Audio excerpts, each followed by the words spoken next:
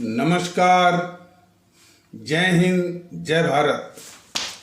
भारतीय अवाम ताकत दल अपने भारतीय भाई बहनों अर्थात अपने देश भारत की जनता अर्थात अपनी भारतीय अवाम से भारतीयता आधारित आपसी श्रद्धा, भारतीयता आधारित आपसी स्नेह, भारतीयता आधारित आपसी प्रेम, भारतीयता आधारित आपसी अखलाक मोहब्बत, भारतीयता आधारित आपसी सहयोग, भारतीयता आधारित आपसी सम्मान, भारतीयता आधारित आपसी एकता, भारतीयता आधारित आपसी भाईचारा तथा भारतीयता आधारित आपसी सद्भाव को समझने व इन्हें आत्मसात करके वैसा ही और उसी अनुसार आचरण एवं व्यवहार करने हेतु और इसके समस्त भारत में प्रचार प्रसार करने हेतु और इसकी अहमियत और महत्व को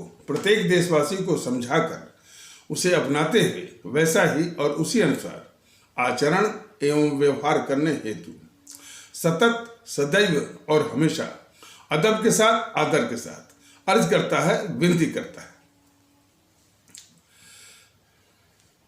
नहीं, एक बात छूट गई है।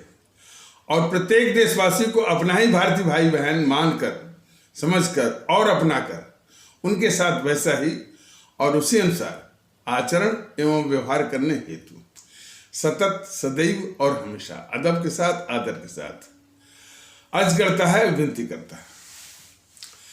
देखिए, भारतीय अवाम ताकत दल अभी सीमित साधन सोशल मीडिया के, यूट्यूब के वीडियो के पैगाम के माध्यम से समस्त भारत में भारतीयता के माहौल को लाने की कोशिश कर रहा है। और मैं समझता हूँ कि यह और बहुत गलत नहीं होगा कि यह एक एकलौता दल है, एकमात्र दल है।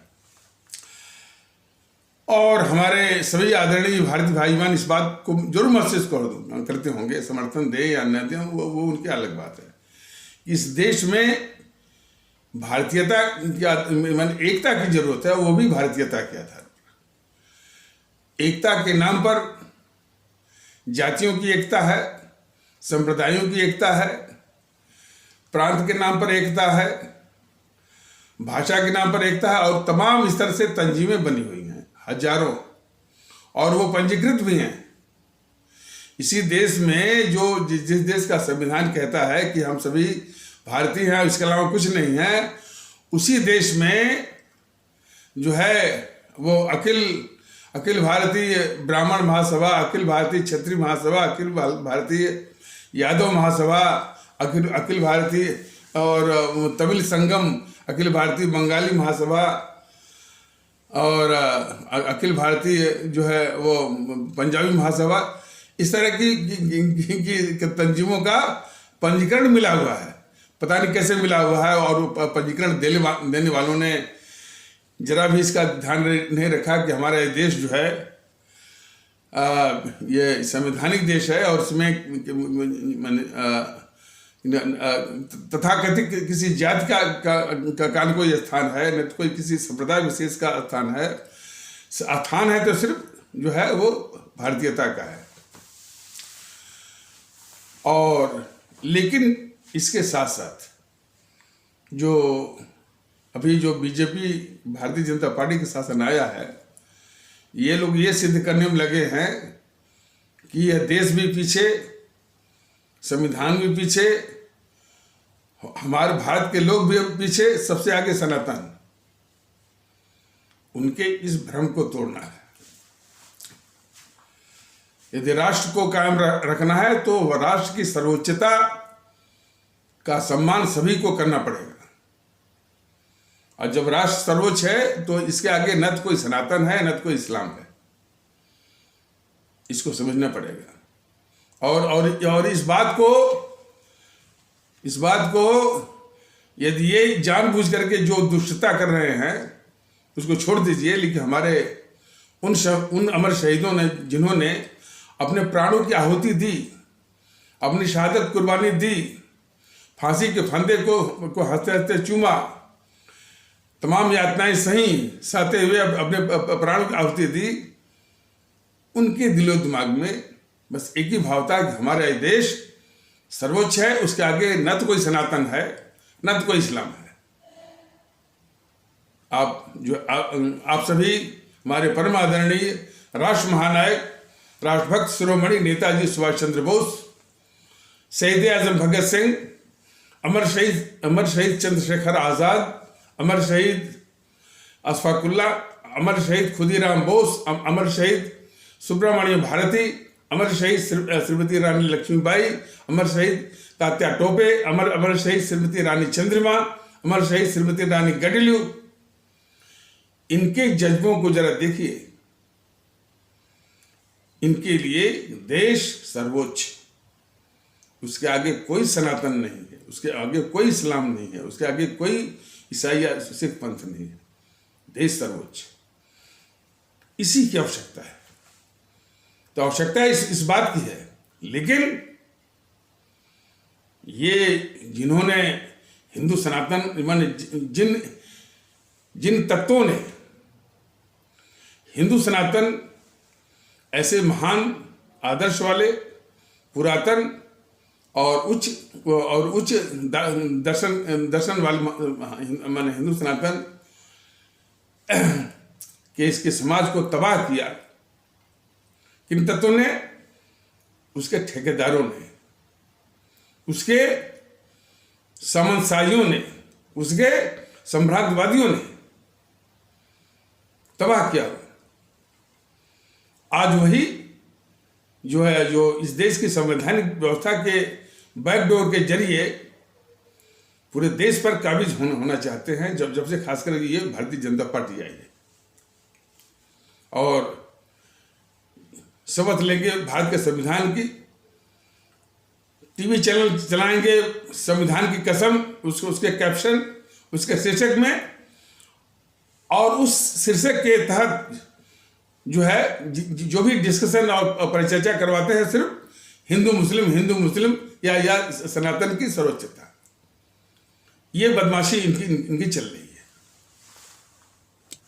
और साथ में यानी जो खुराफातें चल रही है देश में, साथ में जिन लोगों ने और जिस संगठन ने आज़ादी की लड़ाई के नाम पर या आज़ादी की लड़ाई का मुखौटा पहन करके इस देश के साथ गद्दारी की और अंग्रेजों के साथ हमेशा रहे, अंग्रेजों के मुखबिर रहे, दलाल रहे, और अंग्रेजों के जाने के बाद किस प्रकार सत्ता हथियाने का षड्यंत्र किया, देश को ही बांट दिया, हमारे 25 से 30 लाख लोगों को मरवा दिया,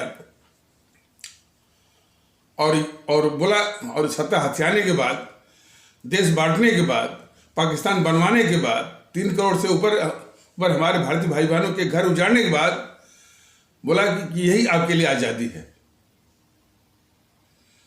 तो इतने देशद्रोही हैं, ये आपकी कांग्रेस है। हमारे भारतीय भाई बहनों को बिल्कुल नहीं भूलना चाहिए कि जितने भी छुटभइये हैं, मतलब कि लोकल सेट्रैप्स या स्थानीय दल या प्रांतीय दल, Samajwadi party, Bahujan Samaj party, Rashtriya Janata Dal, Trinamool Congress, nationalist Congress party, Shiv Sena, Telugu Desam party, Dravida Munnetra Kazhagam, all India Dravida Munnetra Kazhagam, YSRC, मतलब कि YSR कांग्रेस,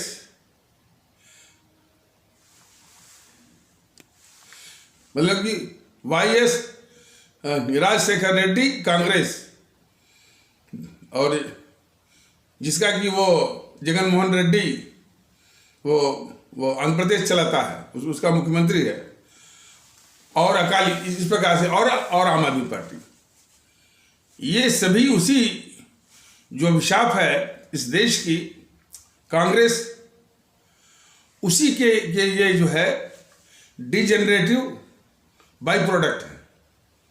तो इनको कांग्रेस से अलग समझना ये बहुत बड़ी भूल होगी। समाजवादी पार्टी को कांग्रेस से अलग समझना ये बहुत बड़ी भूल होगी। बहुजन समाज पार्टी को कांग्रेस से अलग समझना ये बहुत बड़ी भूल होगी।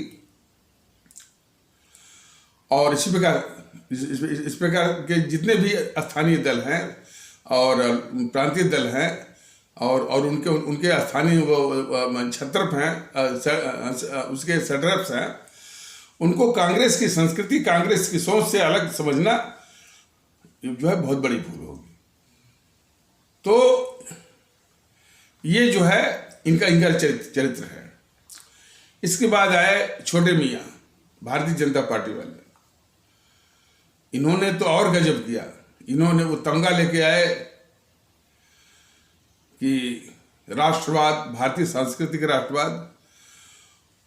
उस राष्ट्रवाद की असलियत सामने यह आई कि इन्हीं देश के दुश्मनों को पाल के रखना, उन्हीं से तुलना करना और उन्हीं को दिखा करके अपने पक्ष में चुनावी माहौल बनाना। इस तरह की गद्दारी ये बीजेपी कर रही है देश के खिलाफ। इन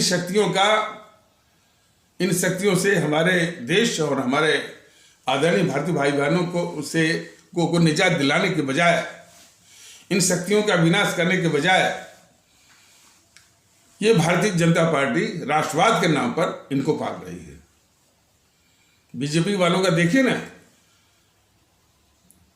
ये कांग्रेस की, नेहरू की और मोहनदास करमचंद गांधी की गद्दारियों के विषय में एक शब्द नहीं बोलते हैं। कांग्रेस के विषय में जनता के सामने यह रखते हैं कि ये परिवारवाद चलाती है। हमारे आदरणीय भारतीय भाई बहन खुद फैसला करें कि जो देश के साथ गद्दारी कर रहा है, जो देशद्रोह का काम कर रहा है, उसको बीजेपी वाले कहते हैं कि ये परिवारवाद चलाते हैं।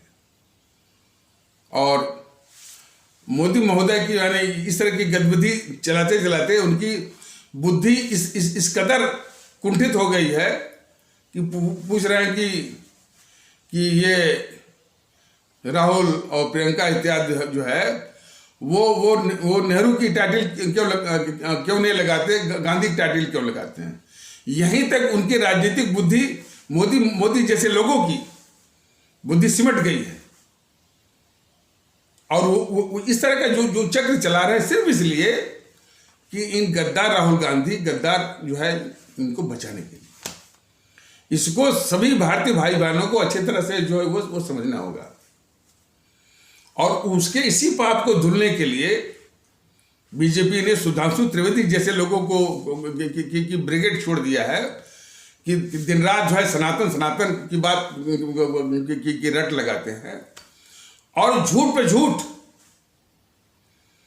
ये सभी भारतीय भाई बहन जानते हैं कि हिंदू सनातन वास्तव में सबसे बड़ा आदर्श में सबसे पुराना और उच्च कोटि के दर्शन का एक आस्था है।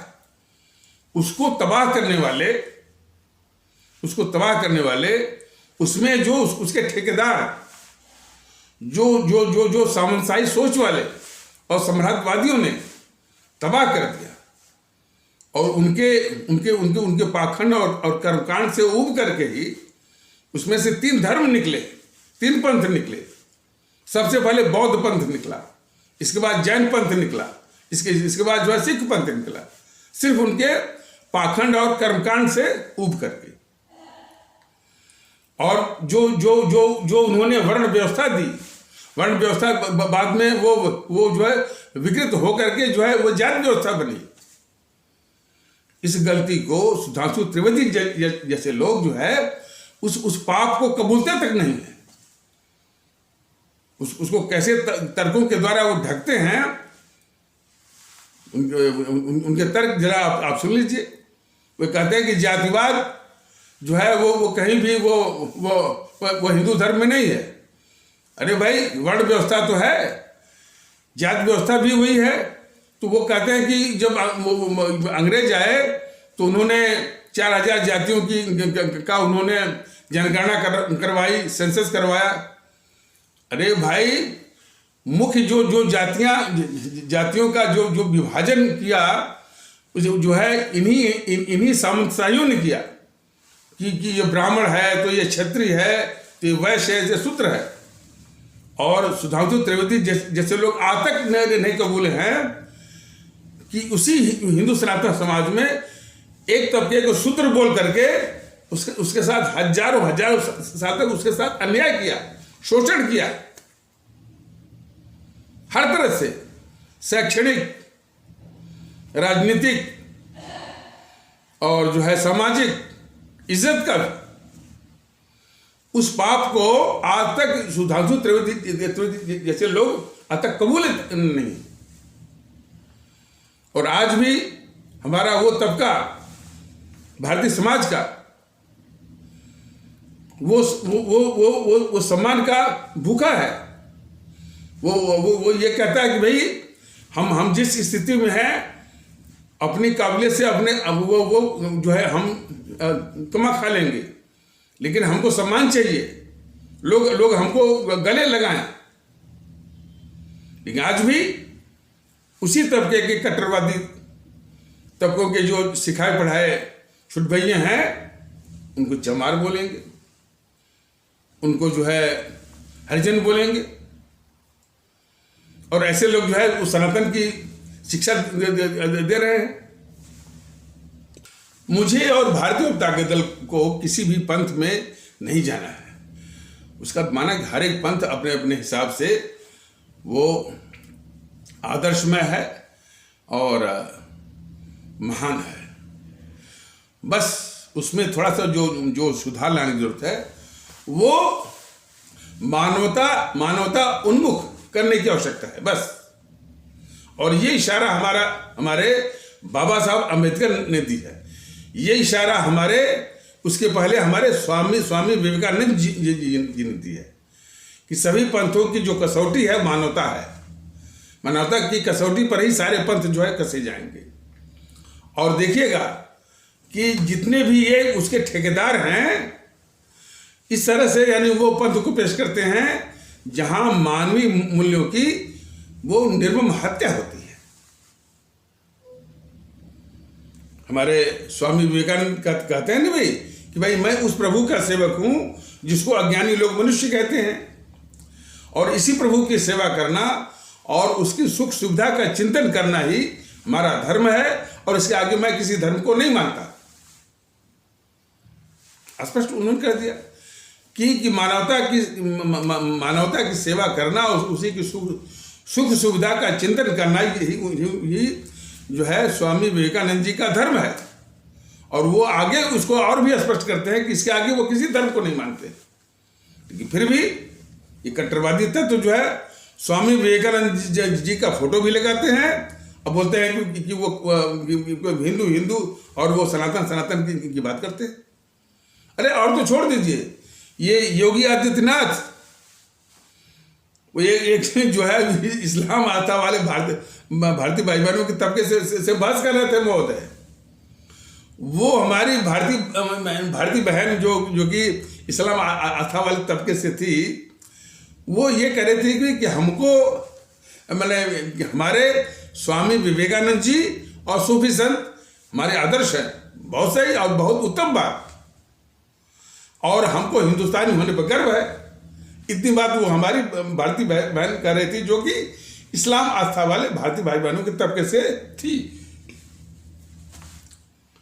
योगी आदित्यनाथ उनके आगे क्या बेहयाई से झूठ बोल रहे थे कि स्वामी विवेकानंद ने कहा था कि हमको हिंदू होने पर गर्व है।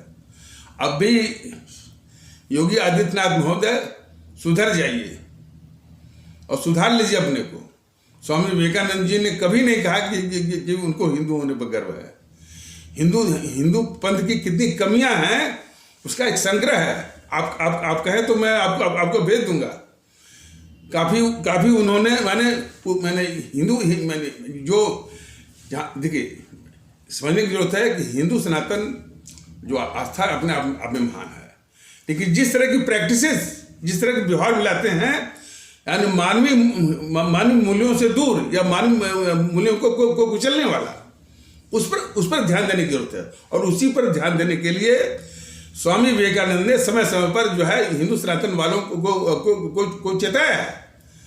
और उसी चेतावनी के संबंध में उनका एक संग्रह है, तो उसको देख लें जो है योगी आदित्यनाथ महोदय जैसे लोग। और इसी को और परिष्कृत रूप में बाबा साहब ने पेश किया है। बाबा साहब ने कहा कि मैं विश्व के सभी पंथों की इज्जत करता हूं। क्या कहा? विश्व के सभी पंथों की इज्जत करता हूं, लेकिन हमको वो पंथ मंजूर नहीं है जो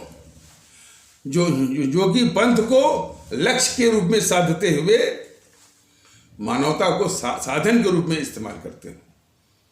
तो बाबा साहब के अनुसार यानी वो पंथ उनको मंजूर नहीं है। उन्होंने आगे स्पष्ट किया कि हमको तो वही पंथ मंजूर हैं जो कि मानवता को लक्ष्य के रूप में साधते हुए पंथ को साधन के रूप में इस्तेमाल करते हैं। स्पष्ट कर दिया बाबा साहब ने। अब उनके इस स्पष्ट करने में और ये सभी जो पंथ के जो ठेकेदार हैं बैठे हुए हैं, चाहे हिंदू सनातन बैठे हुए हैं, चाहे इस्लाम में बैठे हुए हैं, चाहे बैठे हैं, ये उनके लिए आईना है जो बाबा साहब ने दिखाया है। लेकिन अभी ये मानने को तैयार नहीं है। अरे इस्लाम में एक हलाला जो प्रैक्टिस है कितनी मानवता के विरुद्ध है, उस पर भी तर्क देने के लिए वो बैठ जाते हैं। वो मतलब कि इस्लाम आस्था वाले भारतीय भाई बहनों के जो पांथिक ठेकेदार, उनका तर्क सुनिए, असदुद्दीन का तर्क सुनिए। अरे ये सब तो इतने दुष्ट हैं कि अब क्या बताएं कि मोदी जी अब इनको पाल रहे हैं ना, मोदी जी इनको पाल रहे हैं। और मोदी जी की मंशा है कि हमारे देश में नफरत फैलती रहे, उनको वोट मिलता रहे, ध्रुवीकरण होता रहे। तो सबसे बड़े धोखेबाज हैं मोदी जी, ये तो धीरे धीरे स्पष्ट हो रहा है। इसी बीच में भारतीय वामता का दल लोगों में ये कह रहा है कि भाई सारी बातें छोड़िए, आप भारत के संविधान के अनुसार जो संविधान आदेश दे रहा है कि हम सभी भारतीय हैं, इस सोच पर आप जो एक हुई है। तो इस एकता का वो तब से ये बीजेपी वाले मैंने किसी न किसी तर्क से उसका विरोध कर रहे हैं। छोट भाइयों को भेजे और करीब 3-4 साल पहले जो है वो दफ्तर में तोड़ फोड़ करने के लिए वो गांव में छोट भाइयों को भेजे, तब से इनका चल रहा है। मतलब इनको भारतीय एकता से चिढ़ है भारतीय जनता पार्टी वालों को। लेकिन भारतीय जनता पार्टी वालों को की जिम्मेदारी बनती है कि वो देश को जवाब दें, हमारे आदरणीय भारतीय भाई बहनों को जवाब दें कि उनकी कौन सी ये राष्ट्रवाद है, कौन सा भारतीय सांस्कृतिक राष्ट्रवाद है जिसमें भारतीय एकता के लिए कोई स्थान नहीं है। जिस भारतीय एकता से वो चिढ़ते हैं। और एकता की बात होती है तो सिर्फ हिंदू एकता की बात करते हैं। और ये भी जान लीजिए वो हिंदू एकता की बात इसलिए करते हैं कि हमारे हिंदू सनातन आस्था वाले तबके का माने जो हिस्सा है, जो पोर्शन है, वो 3/4 है। यदि वो एक इकट्ठे होकर के इनको वोट कर दिया तो ये सैकड़ों साल जो है वो सत्ता से ये हिलेंगे नहीं। ये इनकी मंशा है। और इसलिए बीच में हिंदू राष्ट्र का जो है वो राग अलापते भी हैं। पद लेना हुआ, मुख्यमंत्री के पद का शपथ लेना हुआ, मंत्री के पद का शपथ लेना हुआ, प्रधानमंत्री के पद का शपथ लेना हुआ, तब तो संविधान की जो है वो शपथ लेंगे, भारत के संविधान की। और वो पद हासिल करने के बाद सारा काम इनका भारतीय संविधान विरोधी हिंदू राष्ट्र सब ये बोलते रहते हैं। ये दुष्टता है इनकी। और देश में तमाम झूठ असत्य एज ए फ्लॉटसम एंड जॉटसम, यानी बिल्कुल तर रहे हैं, झूठ ही झूठ। अब जैसे एक ले लीजिए, अब जैसे ये मनीष सिसोदिया बंद हुआ क्या, शराब घोटाला। लेकिन बीजेपी जो अपने को भारतीय सांस्कृतिक राष्ट्रवादी कहती है, इस पर नहीं बोले कि भाई शराब जो है, शराब का सेवन यह समाज के लिए जहर है। कई हमारे जो है शुभचिंतक जो है वो नेता कह चुके हैं कि शराब का सेवन एक बहुत बड़ी सामाजिक कीमत चुकाता है, और उस सामाजिक कीमत की भरपाई कोई और कीमत कर नहीं सकती। सुप्रीम कोर्ट ने भी बोला है। इस पर बोलने के बजाय ये बीजेपी वाले सिर्फ जो है शराब घोटाले में अनियमितता को लेकर भ्रष्टाचार की बात करते हैं। तो ये सबसे बड़े राष्ट्रद्रोही है, यानी राष्ट्र के हित में क्या है।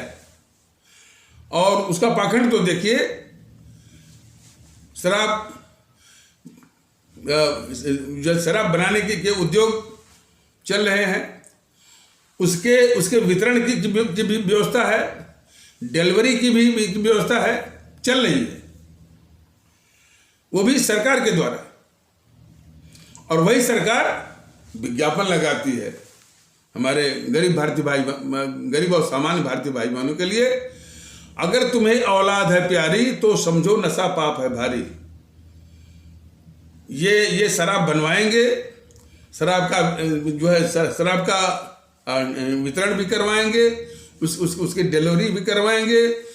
18 वर्ष से कम बच्चे हैं उसको जो है ये केजरीवाल महोदय जो है शराब भी पिलवाएंगे, और तर्क क्या देंगे कि शराब पीने से उनकी बुद्धि बढ़ जाती है। सवाल इस बात का है कि लोग इनको वोट क्यों करते हैं। सवाल आकर के यही टिकता है। क्या हमारे लोग जो है इतने अंधे हो गए हैं कि उनको केजरीवाल को पहचानने में यानी इतनी भूल हो रही है। सवाल तो उठता है ना। इसीलिए प्रश्न उठता है मानसिक गुलामी का। जान करके भी जो है केजरीवाल जैसे गद्दारों को वोट करना, जान करके देश विरोधी बीजेपी को वोट करना, समझ करके भी कि ये जेपीसी कितनी गद्दार है, और वो गद्दार है मोहनदास करमचंद गांधी से लेकर के जो है राहुल गांधी तक जो है इनके आगे पीछे करना, ये सबसे बड़ा राष्ट्रद्रोह है, सबसे बड़ा राष्ट्रद्रोह। इन समूह ने हमारे सुभाष चंद्र बोस जी को, भगत सिंह जी को, जिन्होंने अपने प्राण दिए, फांसी फंदे को चूमा, यातनाएं सही, उनको किस तरह से पृष्ठभूमि में रखवाया जेपीसी वालों ने। और वही साजिश जो ये कर रहे हैं बीजेपी वाले, तो इनको हमारे देश के लोग पहचाने। और इसी दिशा में अब सीमित रूप में वो लोग देखते होंगे, मैंने इस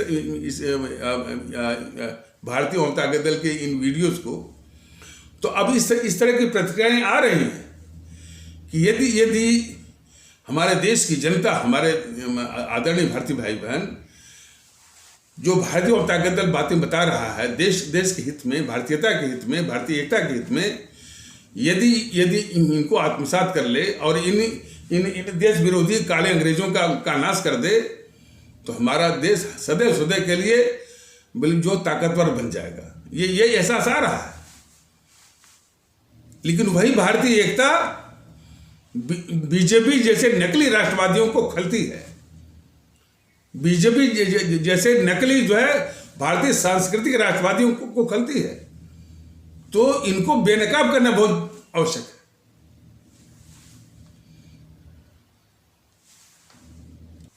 एक मोदी अंधभक्त था, अरे साहब आप ये बात कर रहे हैं, अभी तो आपकी पार्टी खड़ी भी नहीं हुई है, आपकी पार्टी को जानता कौन है। अब मोदी जी देखिए कितना highway, expressway, dedicated freight corridor, और जो है लॉजिस्टिक पार्क, इंडस्ट्रियल कॉरिडोर, फला और सीमाओं पर सड़क निकल। हमने कहा कि भैया गोस्वामी तुलसीदास जी को भूल गए हैं। हालांकि उनको भी अपमानित करने का षड्यंत्र चल रहा है, लेकिन उसको ये भारतीय समाज भूला नहीं है। इक्का दुक्का दुष्टों को छोड़ दीजिए। तो गोस्वामी तुलसीदास को ये भारतीय समाज भूला नहीं है। और गोस्वामी तुलसीदास को किसी पंथ विशेष से भी मत जोड़िए। गोस्वामी तुलसीदास जी का आदर सम्मान जो है दूसरे पांथिक आस्था वाले भारतीय भाई बहन भी करते हैं। तो उन्होंने कहा था कि अपने आवाम में, अपनी जनता में सुख कैसे मिलेगा, इसको उन्होंने बड़ी स्पष्टता से कहा था। और ये बीजेपी वालों के लिए, खासकर मोदी जी के लिए समझना बहुत जरूरी है। उन्होंने कहा था, जहां सुमत संपत्ति नाना। सुमत की आवश्यकता है मोदी जी। यह हाईवे, एक्सप्रेसवे तो जो अपने स्थान पे है, जिसे रामराज की बात करते हैं ना, रामराज में न तो ऐसा वो एक्सप्रेसवे था, न तो हाईवे था, न तो डेडिकेटेड फ्रेट कॉरिडोर था, लेकिन वो रामराज था। सभी लोग एक दूसरे का सम्मान करते थे, शांति थी, एक सद्भाव था। आप क्या कर रहे हैं? दिखा रहे हैं कि हम ये तमाम फीता काट रहे हैं, ये हाईवे का, एक्सप्रेसवे का, फलाने का, ठिकाने का। और उस सुमत को तार तार करने के लिए आपने भेड़ियों को छोड़ दिया है मोदी महोदय। और उसका भेड़िया नंबर 1 है पुष्पेंद्र कुलश्रेष्ठ, और ये गैंग लेके चलता है वो। उसमें हरसन सिंह जैसे लोग हैं। हरसन सिंह इतने प्रतिभाशाली और उच्च सेवा निवृत्त हैं, काफी जानकारी भी रखते हैं। मैंने उनका वीडियो भी देखा है, लेकिन वो सब व्यर्थ है। वो जानकारी होते होते जाकर के हिंदू मुस्लिम के गड्ढे में ही गिरते हैं। हरसन सिंह जैसे लोग सब व्यर्थ है। तो मोदी महोदय, आपने पुष्पेंद्र कुलश्रेष्ठ जैसे भेड़ियों को आपने छोड़ रखा है। यदि नरसिम्हानंद सरस्वती जैसे भेड़ियों को छोड़ रखा है,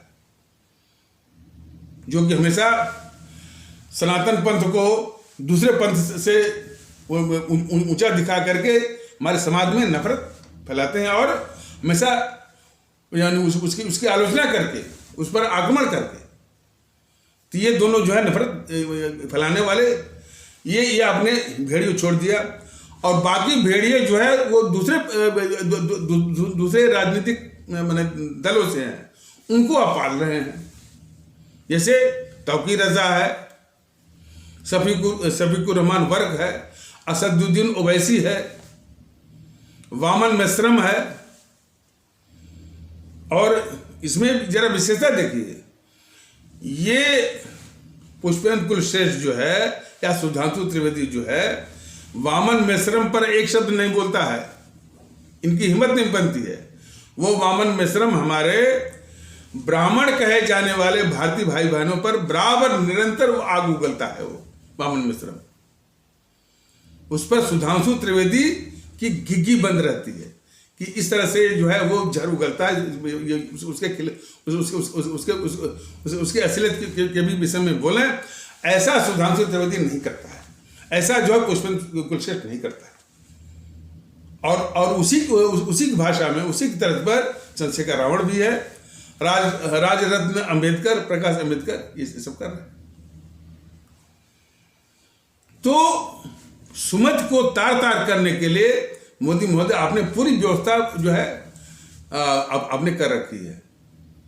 तो जो सुमत ही नहीं है, तो मोदी महोदय ये एक्सप्रेसवे से, हाईवे से, डेडिकेटेड फ्रेट कॉरिडोर से, इंडस्ट्रियल कॉरिडोर से सुख नहीं आ सकता मोदी महोदय। ये आप नोट कर लीजिए। तो जहां सुमत है संपत्ति नाना, और जहां कुमत है, जहां भेद विभेद है, नफरत है, आप कितना भी जो है वो संपदा ला दीजिए, हाईवे ला दीजिए, वहां सुख नहीं आ सकता।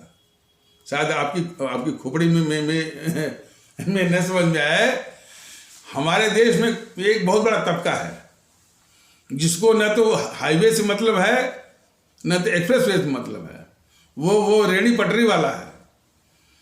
वो ये कहता है कि भैया हम तो इसी में अपना गुजारा कर लेंगे, हमें मैंने जो हम कहते हैं अपना छोटा मोटा धंधा व्यापार कर लेंगे, हमको सम्मान चाहिए, हमको सुकून चाहिए। मोदी महोदय, इन नफरत फैलाने वाले भेड़ियों ने उन भारतीय भाई बहनों का सुकून छीन लिया है, उनका सम्मान छीन लिया है। और जहां तक कि आपके एक्सप्रेस वे हाईवे की बात है, ये देश के दुश्मन, ये जेएनपीसी कांग्रेस वाले, ये देश के दुश्मन कम्युनिस्ट वाले और उनकी ब्रिगेड 1 मिनट में आपके डेडिकेटेड फ्रेट कॉरिडोर पर बैठ जाएगी, आपके हाईवे पर बैठ जाएगी, आपके एक्सप्रेस वे पर बैठ जाएगी और 3-3, 4-4 महीने वो खाली नहीं करेंगी। क्या करेंगे आप? अब आपने तो मैंने इस देशवासियों को दिखा दिया कि आप कितने कायर हैं। 3-3, 4-4 महीने यही सब जो है कृषि कानून के विरोध में और किसान आंदोलन का मुखौटा पहन करके भारत विरोधी ताकतें जो है वो लामबंद हुई थी। भारत विरोधी ताकतें गैंगअप हुई थी, गिरोह बनाई हुई थी, सिर्फ नाम था वो किसान आंदोलन का। आपने क्या किया? आपने गणतंत्र दिवस के मैंने जो हमारा राष्ट्रीय दिवस है उस दिन आपने हमारे दिल्ली पुलिस के जवानों को पिटवा दिया। मोदी महोदय, आपको शर्म भी नहीं आती? आपको शर्म नहीं आती है कि आपने इन्हीं देश विरोधी तत्वों के द्वारा, इन्हीं खालिस्तानियों के द्वारा और जो है इन्हीं कांग्रेसियों, इन्हीं कम्युनिस्टों और उसके साथ वो टिकट भी था इनके द्वारा। और टिकट तो सरेआम बोलता था कि मैं दिल्ली पुलिस का वो बक्कल उतार दूंगा। तो पूरी कायरता का माहौल आप जो है वो बनाए हुए थे। तो कहने का मतलब कि आपका जो है ये फ्रेट कॉरिडोर, हाईवे, एक्सप्रेसवे किसी काम में नहीं आएगा जब आप देश विरोधी ताकतों के आगे घुटने टेकेंगे और जो है उनके आगे दंडवत करेंगे। यह देश को बर्दाश्त नहीं है। तो गणतंत्र दिवस के दिन आपने दिल्ली पुलिस के 4 से 5 जवानों को पिटवा कर उनको हॉस्पिटल वो भिजवा दिया। और एक आतंकवादी तो दिल्ली पुलिस के ऊपर ट्रैक्टर चढ़ा करके मारना चाहता था। हालांकि उसको एक झूठा किस्म का देश का दुश्मन को पत्रकार था, कौन? राजदीप सर देसाई। वो झूठी कहानी बना रहा था कि वो जो है कोई दिल्ली पुलिस पर जो है ट्रैक्टर नहीं चढ़ा रहा था। दिल्ली पुलिस का जवान जो है वो ऐसे ही मर गया। वो झूठा किस्म का, वो देश का दुश्मन, वो पत्रकार राजदीप सर देसाई। लेकिन जितने भी देश के दुश्मन है पत्रकार के रूप में, चाहे राजदीप सर देसाई हो, चाहे रवीश कुमार हो, चाहे आशुतोष हो, चाहे मुकेश कुमार हो, ये सब मोदी जी आपके द्वारा पाले जा रहे हैं।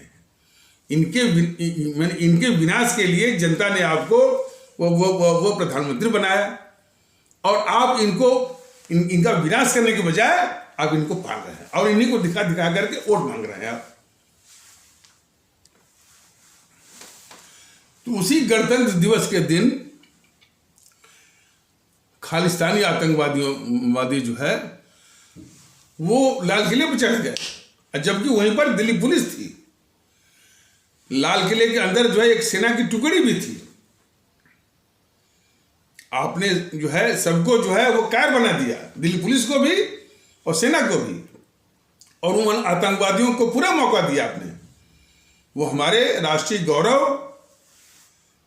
लाल किले पर चढ़ गए आतंकवादी, चढ़ करके हमारे दूसरे राष्ट्रीय गौरव तिरंगे को हटा करके अपना खालिस्तानी झंडा लगा दिया। तो मोदी महोदय, आपकी कायरता ने, और कायरता किसके आगे? देश विरोधी ताकतों के आगे घुटने टेकने वाली कायरता ने राष्ट्रीय दिवस, गणतंत्र दिवस के अवसर पर आपने देश को शर्मसार किया। आप लगता है आप भूल गए क्या? देश नहीं भूला है, देश नहीं भूला है।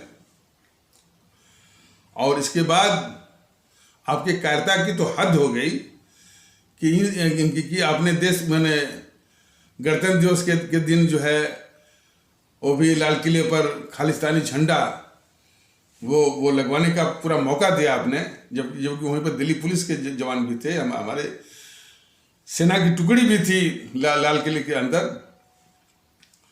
और संसद में आपने कहा, इन देश विरोधी ताकतों को संसद में कहा कि जब तक मोदी है तब तक मजे लीजिए। मतलब जब तक मोदी महोदय, जब तक आप हैं तब तक ये भारत विरोधी ताकतें इसी तरह से देश के खिलाफ गद्दारी करती रहेंगे, देश को अपमानित करती रहेंगी, और आप इनके द्वारा देश को शर्मसार करवाते रहेंगे।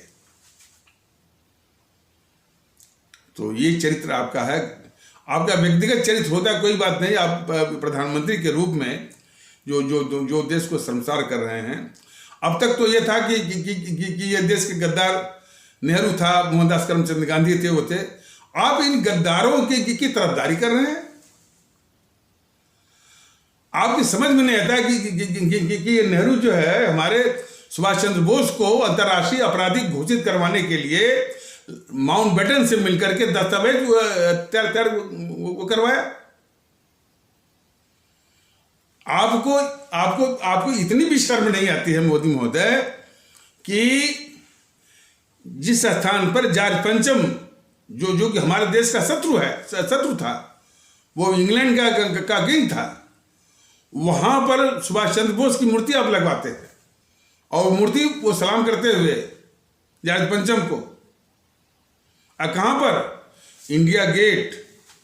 इंडिया गेट क्या है? मोहनदास करमचंद गांधी की गद्दारी का नमूना है। आपको नहीं मालूम है?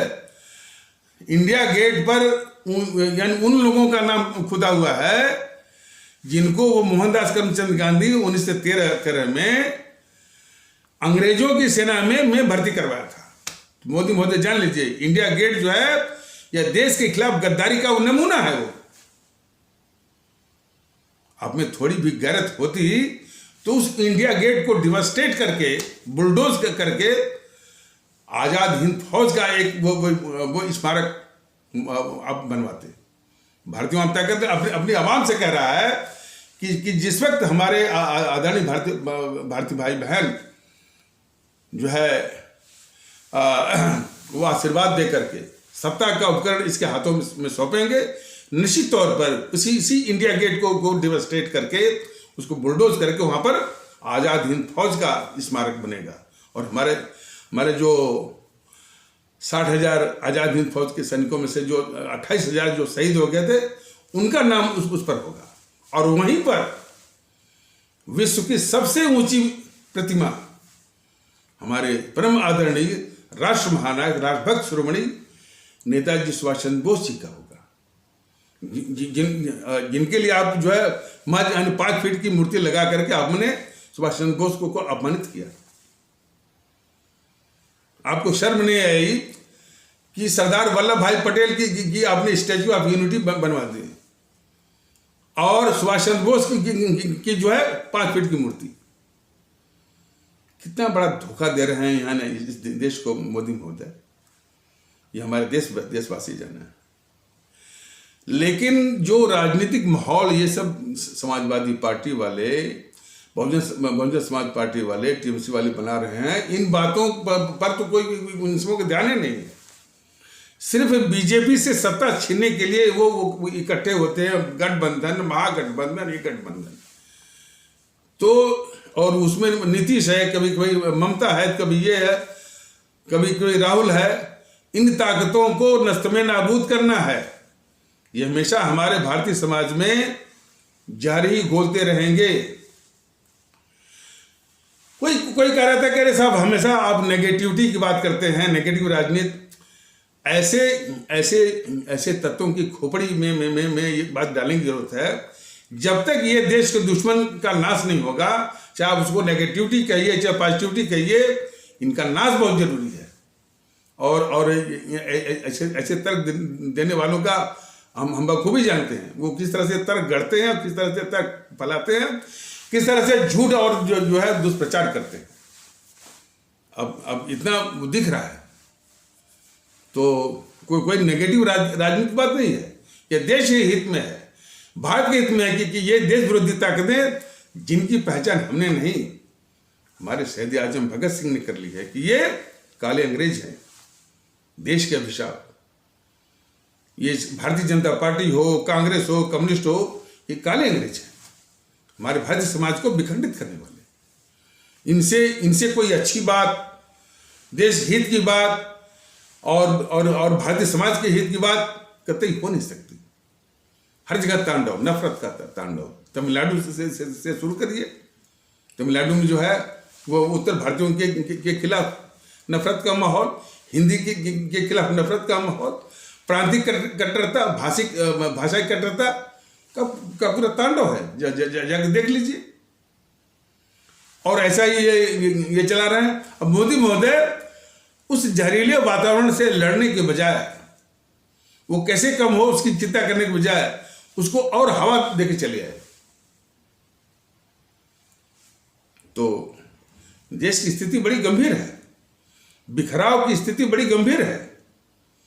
इस पर चर्चा करने के बजाय दिन रात ये टीवी चैनलों के जरिए हिंदू मुस्लिम किए रहते हैं सब।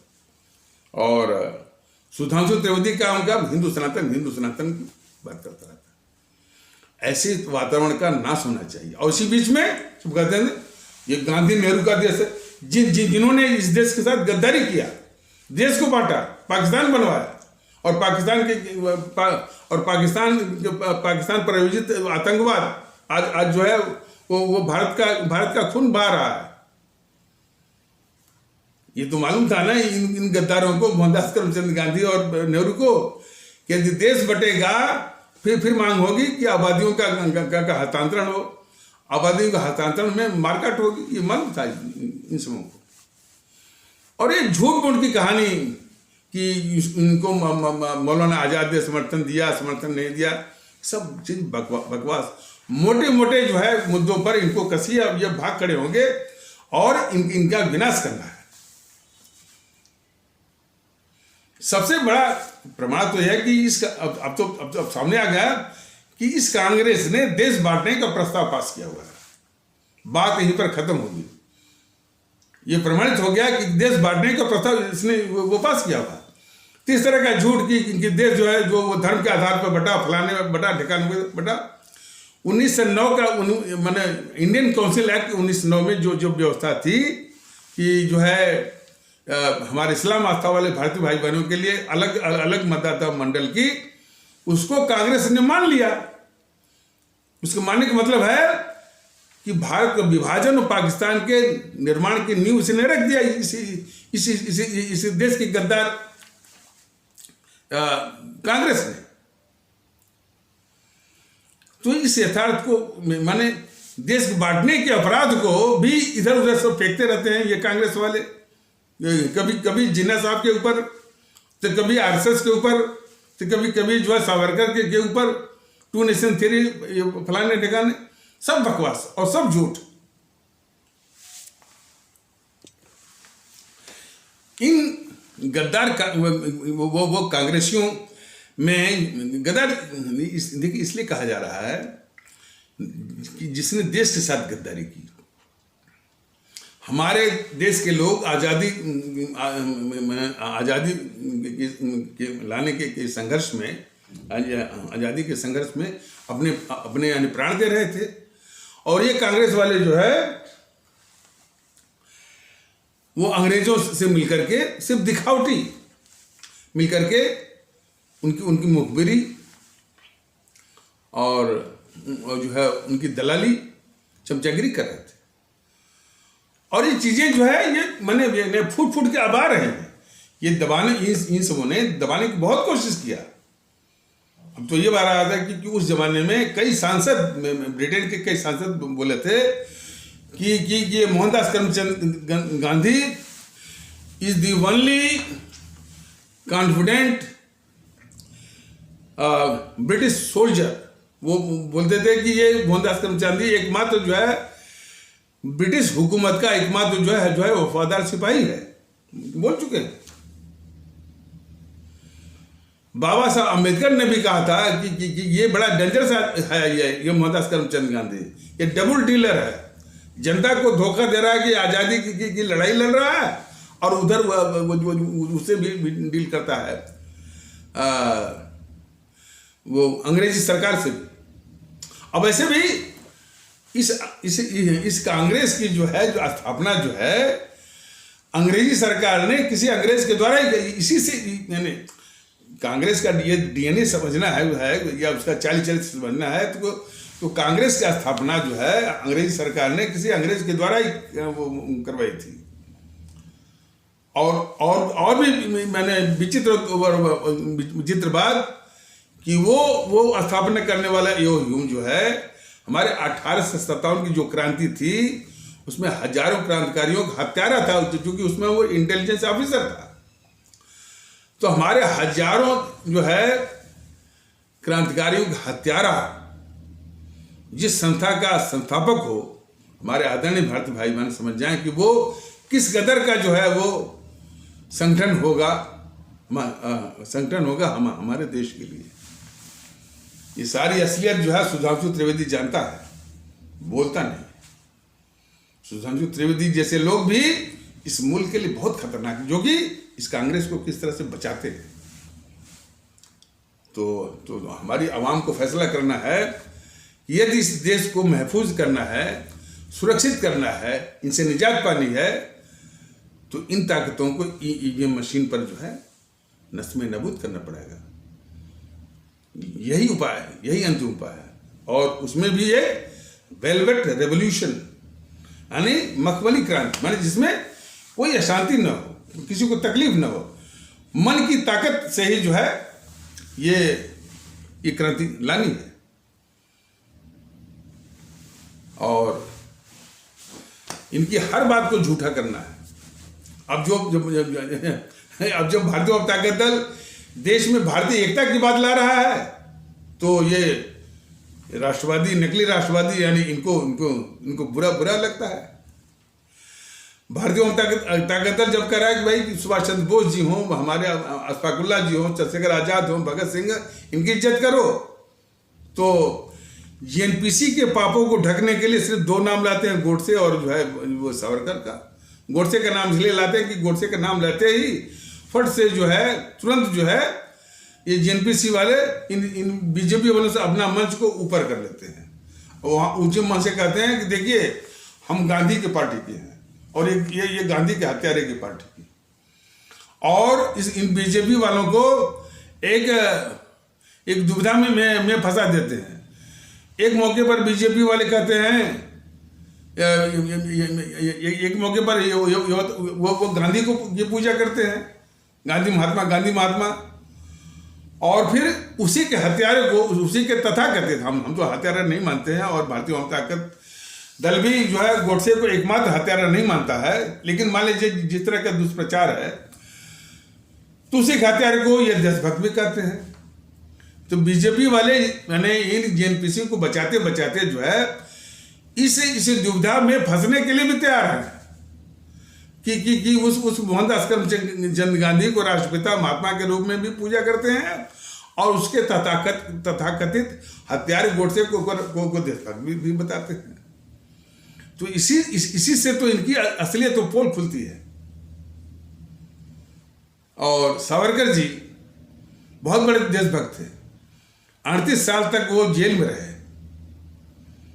उन पर टिप्पणी करने वाले जो है, जो हमेशा इन अंग्रेजों के दलाल रहे, मुखबिर रहे, वो टिप्पणी करते हैं। बस यही है कि अभी भारतीय ताकत दल के पास साधन नहीं तो ये जितने भी प्रवक्ता मिलते हैं, आलोक शर्मा फलान, उनके जो है आलोक शर्मा, पवन खेड़ा फलान, भारतीय ताकत दल बड़े आराम से इनको चीर करके रख देगा। ये कायर बीजेपी के प्रवक्ता के आगे, जैसे सुमित पात्रा हो चाहे सुधांशु त्रिवेदी हो, उनके आगे ये शेर बन सकते हैं, या उनको ये भीगी बिल्ली बना सकते हैं। लेकिन भारतीय ताकत दल जो है सिर्फ राहुल ही नहीं, मोहनदास करमचंद गांधी को की गद्दारी की असलियत वो आलोक शर्मा जैसे, पवन खेड़ा जैसे, अभय दुबे जैसे उनके मुंह पर मारेगा, छोड़ेगा नहीं उनको। और तो ये बीजेपी जो है राष्ट्रवाद के नाम पर जो कायरता का माहौल लाई है, वह हमारे देशवासियों को बर्दाश्त नहीं है। देश के दुश्मनों के आगे कायर होना और देश विरोधी ताकतें जब गैंगअप हो जाए तो अपने दिल्ली पुलिस को पिटवा देना।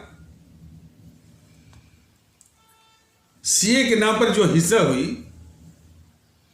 हिंसा को भड़काने वाली सोनिया गांधी, सोनिया गांधी के बाद राहुल गांधी, प्रियंका गांधी, ये सब हिंसा को भड़काने वाले और हमारे विशेष करके इस्लाम आस्था वाले भारतीय भाई बहनों को बरगलाने वाले और हिंसा कराने वाला ये गद्दार केजरीवाल। इन दोनों गद्दारों को, देश विरोधियों को मोदी जी ने साफ साफ बचा लिया और कार्रवाई के नाम पर सिर्फ ताहिर हुसैन और अमरतुल्ला। ये गद्दारी है मैंने मोदी महोदय की देश के खिलाफ। देश का जो अब मेन जो कल्प्रिट है उसको बचाना और उसके जो छोट भैया है और छोटी मछली है बस उसको लटका करके अपने कार्रवाई की इत्श्री कर देना।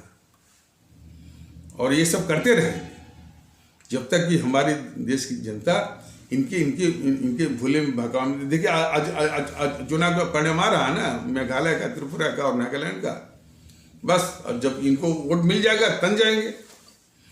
तो ये सबसे बड़ा राष्ट्रीय अपराध है। इन देश विरोधियों को वोट देना सबसे बड़ा राष्ट्रीय अपराध है। इस राष्ट्रीय अपराध को बंद करना होगा और भारतीयता के माहौल को लाना पड़ेगा। आज नहीं तो कल, जितना जल्दी ला सके उतना जल्दी इन ताकतों से यह देश और हमारे आदरणीय भारतीय भाई बहन आप सभी निजात पा सकेंगे। तो इन्हीं आवश्यक शब्दों के साथ इस आवश्यक परिचर्चा को इन पर विराम दिया जाता है। तब तक के लिए नमस्कार, जय हिंद, जय भारत।